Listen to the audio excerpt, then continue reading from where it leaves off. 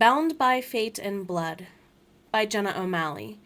The Merna Annals, Book 1. Chapter 8. At sundown, they departed from the dilapidated building, and Nephtyri offered another vial of the disgusting liquid. Christian's expression incited her to laughter. Didn't you enjoy the long-term effects? Considering much of our night will be spent on horseback, I would rather risk spending another day in hiding than drink your foul brew. I understand, but be wise when declining a benefit to avoid an acquired taste. Save the potion in case we encounter hunters. Where did the sailor learn to navigate land? Not all savages and heathens in the Caribbean were enemies. Some of them would trade skills for weapons and other ways to end their own wars. Sliding his back against a tree at the farm's edge, he signaled her to do the same.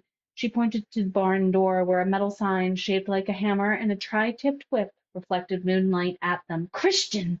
That symbol! How did I miss that? She shoved him into the field. Move! What are you doing? She slipped the open vial in his hand before disappearing into shadows. The cork fell to the ground at his feet. Her voice rang in his ear. Take a small sip. Once you reach the barn, put a few drops in your palm for the horse. Then meet me at the crossing outside of Maidstone. A candle ignited inside the farmhouse, so Christian plucked up the cork to seal the vial on his way to the barn. Nephtyri, come back! Stop arguing with me and run! He scrambled to the barn and doused several drops of the liquid into his palm. The stallion nickered and licked what he refused to taste. From the house, a man boomed, "What's going on?" The horse reared and aimed a kick at Christian's chest, but Nephtyri's solid form bolted from the shadows to shove him away. In the collision, the vial shattered, sending the potion all over his hand and cutting his palm. Another shout echoed, "Who's there?" Cursing in her Merna way, Nephtyri rounded on the horse. Gentle finger strokes through the air, and her precise chant soothed the beast into a daydreaming state. Christian scrambled to his feet and soothed his dry hand into the beast's mane to heighten the effect. She charmed the horse into submission, and he mounted without any trouble. Before she could vanish, he extended a hand to her. "Do not even think of arguing with me, lass." She glared at him. Heavy footfalls careened toward the barn from the house. "Is someone in there?" "Nephtyri, hurry!" Glaring in fury, she accepted his hand. He hoisted her behind him and rocked his heels into the steed's ribs. Slender arms rushed to embrace him, and her startled gasp pounded the space between his shoulder blades. Frigid air blasted past them as the horse broke through the back door. "Hold on!" Christian bore into the horse's unsaddled back when ammunition zinged past their heads. Her nails dug into his sides, and his legs gripped tighter to the racing beast, galloping towards Maidstone. Exhausted the confused horse, Christian pet through a wind-blown mane, lulling its gallop into a slow trot.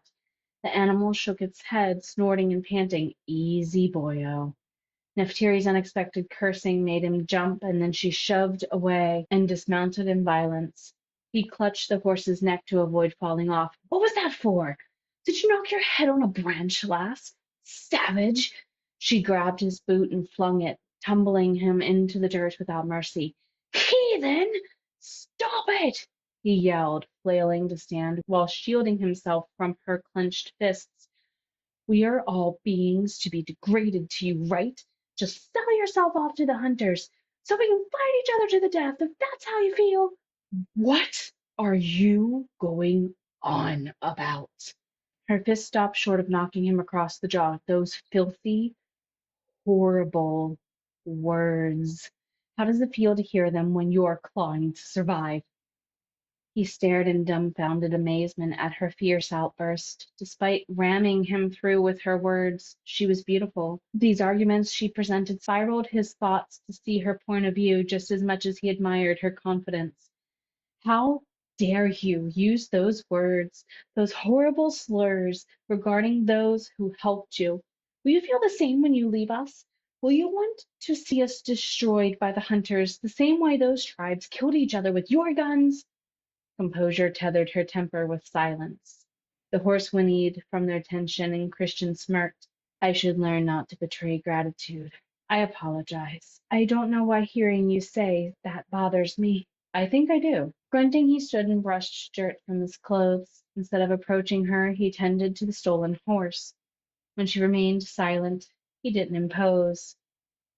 She relented in a gush. "You've never had such horrible things chanted at you while in captivity." An indignant snort answered her.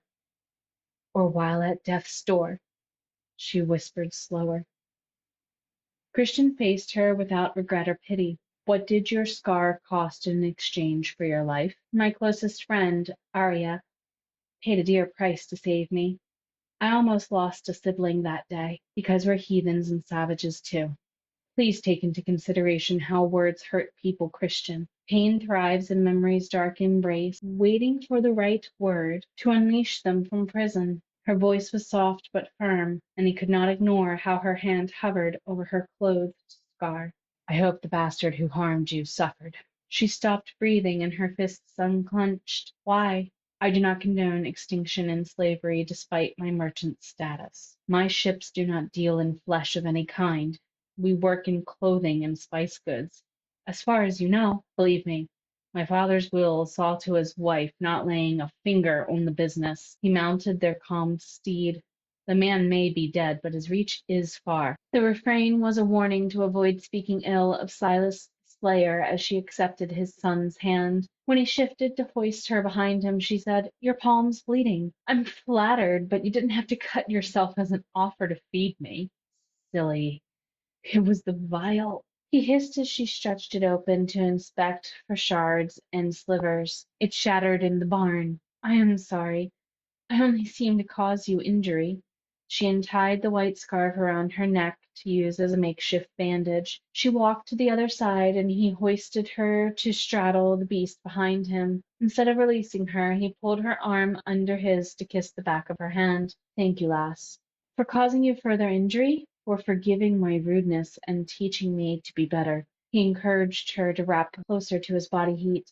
"And for trusting me in return." Silence comforted them in the wind's passing. Instead of landing in an unceremonious heap and half burned to death, she patted his back to slow the horse to a trot outside of their destination several hours later. She slid off without a word. He missed her arms encircling his abdomen and the tickling of her breath against his neck. While she headed towards a craggy hillside embankment, he released the horse with a rump slap to find its way home. "We'll have higher ground during rising tides," she said when he caught up to her stride. They slipped to a small beach. With less than an hour of darkness, he followed her to the resting point at the mouth of a hidden cave. Being swallowed by the earth invited a cooling sensation of security. She exulted ancient gratitude and relief. He asked, "What did you find?" "Shield your vision." She gave him a beat to follow the order before picking up a torch from a wall sconce. Christian let his hand drop, cueing her to illuminate the pile of provisions with a purple flame. "Potamy?" At Maria's insistence, I assume. Nephtyri knelt to inspect the packages, and he lifted the torch from her grasp and lit twin sconces nearby. Once his hands were free, he kneeled next to her and picked through the package. "I know that scent." The cloth covering a tantalizing meal landed in his lap, and a ball of warm bread teased his stomach. Taking a bite, he savored the taste. Mouth-watering was an understatement. Curry. Our cooks Maria and Rolf learn every newcomer's favorites to cure homesickness. Sitting with their backs against the wall, they unpack the overflowing basket for a feast. Malice took a spice run recently. He heard her stomach growl as she lifted the ceramic lid off a hot stew. He knew the spicy aromas from run-ins with Spanish soldiers, but the dish was Irish in origin. Maria is creative in the kitchen. Her lack of vision permits her a unique palate. Very refreshing. As she divided the stew into smaller bowls, he poured what he assumed to be a bottle of table wine. He jumped at the liquid's density. "Blood? How is it stabilized like that?" "We have our ways. The other decanter must be for you." She gestured to a metal flask catching the torchlight. His thumb traced over its etched insignia, a phoenix clutching a lily. "Lee must have swiped it from Frey's stash as a welcome present for you." Christian coughed after sniffing an opened cap. Strong wine burned his nostrils and his tongue ran dry. "I like Lee already, and Frey might have a chance to redeem himself." "He will forever chase you down for critiques and offers to try the latest rendition." She ate like a soldier in hiding rather than a regal lady. "How did they know to set up this agreement and for you to find it?" "We have used it many times. They knew I would take longer to travel with you. I did not have to ask." They preempted our need based on my not arriving sooner. What else did they send? He topped off his bowl. A change in attire. Disguises. Knowing Lee, she pictures us as a budding couple out for a stroll before a late night departure. They chortled at the absurdity. The cliche could be their saving grace, a story to tell from an act they could pull off as demanded. He asked, why didn't changing Maria help her sight? She corrected him. Turning, and she has foresight as an ability. What that translates as in her mind, I am not certain.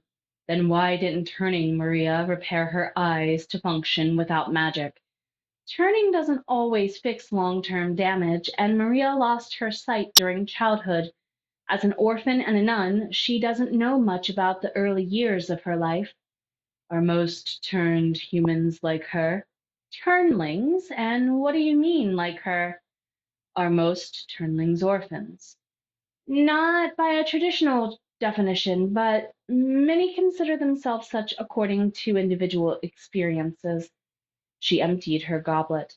For example, accepting his kindness to refill her glass anyway, she finished another sip to chase the last bite of bread dipped in stew broth. Udan Shife Rochelle, our head elder on the Council of Covens, was engaged to an Eastern European noble. Her betrothed was slaughtered by the guild for refusing to join their slave trade, and she allied with my coven to avenge his death.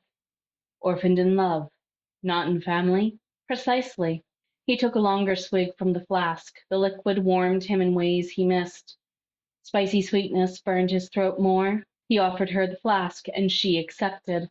This one lingers well, she mused after a swig. Frey had a new batch aging in the lusty strumpet's hall. I would tell him how well it aged myself. What kind of name is the lusty strumpets? I would rather Malice explain the story to you. It is her right as captain. I suppose it's also her right to tell me how she gained such a name. Her husband dubbed her such for favoring insanity. Like most pirates, he could not spell well, so Malice became Mahlyce. He passed before she became one of us. You attract those in despair at their time of need. I would not trade their companionship for all of the treasure buried in Egypt and Europe. Sleep weighted his voice with sand, and the drink took hold. Is a coven more like an organization or a family? Not all of us are connected by blood in the traditional sense, but we are a family because of the alliance's bond from long ago. You should rest. We can talk more soon. Tell me about the original alliance. Shush! She carded through his shaggy hair with a calming command. His lips tried to argue, so her index finger slid over them. You need to sleep. We are safe. He tried to jerk away from her fingernails as they untangled his locks and stroked his scalp. The massage came with a hum to carry him into deeper rest. Her use of a Welsh lullaby bore no magical power, but the serenity it provided held a natural allure. Perhaps the alcohol proved too strong for him, but she would protect him in much the same way he had her. Embracing sleep, he nuzzled closer to her touch. The longer she slumbered, the bolder the stroke of her fingers became. He felt brushing kisses along his forehead and lips plying him to open to a lily perfume, choking his lungs. The floral twinge overrode the spicy sweetness of her cinnamon fragrance. Not understanding how reality blurred into his dreams, he sought to confirm what made his stomach twist. Her tantalizing fingers wandered to his chest to expose skin behind loosened buttons. Her lips claimed his mouth in a searing plea, letting him feel the sharp prick of her fangs. Instead of rolling over to claim her, he tumbled face first into a storage crate. Unlike her supple body pressed against him in the dream, the crate, was real. Ow! The wet cracking of his nose slapped him awake. A litany of Gallic curses exploded from his tingling lip. Christian, what happened? Nephtyri kneeled beside him to soothe his violent scrambling away from the crate. I checked the wood strength of my nose. What do you think? Mother Mary! That hurt! You will survive, so clean up and change. He followed her instructions to mend his ego. Automatic movements led him to accepting folded clothes. Careful not to snap at her, he asked, Time? The sun will set soon. She turned away to give him privacy. Watching her work as she combed her hair back into the braided crown was mesmerizing. Hungry? He grunted, making fast work of changing with their backs to each other. Depends on what food we have left. We could eat along the way if we are to play Lee's charade. I think we have a curry bun or two, she fought with the end of her braid. Enjoy it before dressing in your shirt to avoid a stain. Practicing your role already? No, she murmured, fighting a blush. I know how annoying curry stains can be to remove, and Lee would force me to scrub it out for not warning you. A risk worth considering, he teased before biting into the spicy sauce hidden within puffy folds of delicious dough. Hopefully, Maria will make more. She will keep your stomach intrigued without trying too hard or repeating the same meal twice at least. Nephtyri heard him curse the tiny buttons on his shirt. May I? He glanced at her in annoyance and then the ground. She made fast work of sliding buttons into place. He mumbled in gratitude and pulled on a summer overcoat. A flick of her fingers converted evidence of their presence into incendiary ash. Without delay, she lifted the skirts to the frock she exchanged for her riding outfit and took his arm to lead the way. Outside, in the rising moonlight, they extinguished their torches. As predicted, they looked the part Lee orchestrated. Though sickeningly romantic, he couldn't deny how elegant she looked in the simple dress meant for travel. She was breathtaking and heart-stealing, even if her lips flattened to hide her fangs. His humble attire reminded him too much of his younger days. Which banner do we seek? Malice's flag has a black phoenix on white fabric. We're heading to Flanders. She paused near a field of midnight flowers in full bloom. His arm dropped from hers to place a hand on the small of her back. Maria mentioned she needed some ingredients. Do you see any she might need? She will be flattered you remembered. She stepped from the path and into the field. He did not want to invite hunters to track them into town. She flashed fast through the flowers and reappeared at his side. Maria will appreciate these for healing purposes. Among other things, she wishes to take some items to Uran Shife Rochelle for study. Our leader loves plants more than humans in Merna. He tucked Nephtyri against his side, even though she could fend for herself. She leaned her cheek to his shoulder as if she sensed his tension. Tell me about your sister. His free hand seized the locket around his neck. Anna Karina was a ball of fiery sunshine, wrapped in calm understanding. You are fond of her, and I'm sure she admires you. We spent a lot of time together as children. She used to tag along wherever Richard, my best friend, and I went, even when we told her to go home. Anna reminds me of my brother in his younger days. He stopped next to her at some stalls in the closing markets. Shopkeepers wanted to sell their remaining wares, so there were bargains to be had. He leaned over a set of candies, admiring the stalls. They purchased a few treats after she reminded him where to find his coin purse. Nibbling on the sweet delights as they walked, he resumed their conversation. Is he younger than you? And displays all the foolhardiness to match. He fancies himself my protector, if not my successor. She reached to feed him a small snack as part of their charade. Christian licked at her fingertip, failing to repress the dream that nearly broke his nose. That's not difficult to believe, considering that you are worth protecting. She stalled. You cannot say such things. Why should I deny the truth?